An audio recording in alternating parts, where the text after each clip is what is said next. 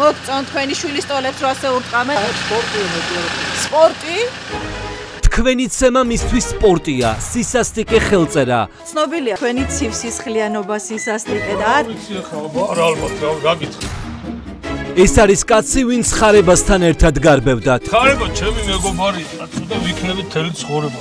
შაბათის გუნდმა დაადგინა ახალი მოძალადეების გვარები, ვინც 2 თებერვალს მომიტინგეებს განსაკუთრებული სისასტიკით უსწორდებოდა. ხელბორკილებით მოყვანილი ადამიანები როგორც ცემდა მერე ხარება. მოხედავთ ამას ბატონიკა. სამინისტროს პულისებიდან ხალხის დასარბევად წინა ხაზზე გადმოწიეს ნიკოლოზ სამარღანიშვილი. რა მოხდა? ჩვენ გვაქვს კადრები, რომ ხალხის სემაწამების სპეცოპერაციას ის ხარებასთან ერთად მეთაურობდა. ხარება თვითონ მოქმედებს თავის დავალებების მიხედვით. 8 საათზე ნახეთ, ერთ დროს ნარკოსკანდალის გამო უკანა ხაზებში გადაყვანილი პოლიციის მაღალჩინოსანი, ვისი გადაწყვეტილებით გამოუშვეს ახლა მომიტინგეების წინააღმდეგ. დარბევის ადგილას წამების მანქანების გამოძახებამდე ხარებას 3 სატელეფონო ზარი ჰქონდა. ექსკლუზიური კადრები გადაიღო ჩვენმა გუნდმა. ვინ ურეკავდა ხარებას იმ დღეს ტელეფონზე? დავალებებს ვისგან იღებდა? ვის ელაპარაკებოდა გადამწყვეტ მომენტში დარბევების ვეზირი. იძინა ივანიშვილი იყო ხაზზე? ჩვენ გადავიღეთ კადრები, რომ თავდახრილ მომიტინგეებს პირდაპირ ხარებას სცემდა და ვიპოვეთ კაცი, ვინც ჯალათის მსხვერპლი გახდა. მერე ხელით ანიშნა, რომ მომიყვანეთო რა და არც ვიცოდი ხარებასთან უნდა მიეგვარათ ჩემი თავი. მამა სამარღანიშვილი არბევს, შვილი სამარღანიშვილი ხალხს სახლებში უვარდება და აწიოკებს. მათი კლანის წევრი გოგი ბაგიანი კი ჟურნალისტებზე ამიჩენილი. იმ დღეს იყო ბრძანება, რომ ეცემათ ქალები. ძირს ვერდე და ირგვლივ იყო მხოლოდ ფეხები. ეს საქმე კი ხარებასათვის ერთგულება შეფიცულ იოსებ მარგველაშვილს ჰქონდა ჩაბარებული. შაბათის გუნდის ექსკლუზიური კადრებით ყველას დანაშაული დასტურდება.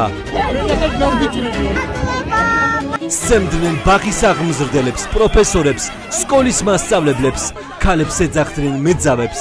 ასფარიანებს გვეძახდნენ. ვინც ჩადიოდა ამ ყველაფერს, გვარებს გაიგებთ 8 საათზე.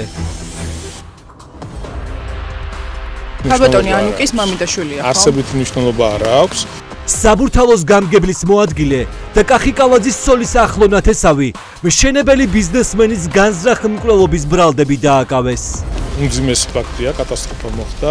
მკვლელობამდე მერიის მაღალჩინოსანი მერიის ტენდერებში მონაწილე ბიზნესმენს ფულს ძალავდა. გასთხოვდა კანკავა. თანხის ნაწილის გაყოფას. უარის შემდეგ მერიის მაღალჩინოსანმა ნომრებ მოხსნილი მანქანით ჩასაფრება მოუწყო და სამჯერ ესროლა. ბარძაყის არტერიების ზიანება იყო და რამაც გამოიწვია სიკვდილება. თუ გინდა მერიის ტენდერში არ დაგბლოკონ, წილი უნდა მისცე. დღეს მოგიყვებით მკვლელობისთვის ბრალდებულმა მაღალჩინოსანმა როგორ აიძულა მშენებლები საგურამოში მისთვის 3 სართულიანი სახლი აეშენებინათ. თქვენი სახსრებით გააკეთეთ. რატომ? სხვა გზა არ ქონდა ჩვენ. როდესაც მკვლელობისთვის დაკავებულ კანკავას სახლი არ იყო, აუზი და გალავანიც დაუმატა. გადაგიშდათ. დაახლოებით 250.000 ლარი. მშენებლებმა ხარჯების ნაწილის დაფარვა მაინც მოსთხოვეს, პასუხად მიიღეს დაჭრა. მოტყუებით მივიყვანეს იქ რა. რა ჩაგარდღათ კანკავამ? დანა? შეირაღებულ თავდასხმაზე გაჩუმდნენ, რადგან ხმა რომ ამოიღოთ, რეკეტიორები კიდევ უფრო მეტს გააკეთებდნენ. ლუკა კანკავა იარაღით დადიოდა სამსახურში? ფულის გამოძალვის სქემა მერიის ტენდერებში მონაწილე კომპანიებისთვის. ყველგან ხოდი ქონდა თანხა მის გარეშე არ ირიცხებოდა ხომ. თბილისის მერიის მაღალჩინოსნის რეკეტი, რომელიც მკვლელობით დასრულდა დღეს 8 საათზე. აი, ჩემი გოგოიკა. დედა მოვიდა სოფო. ქაოსი ვახალგომელაური სამინისტროში.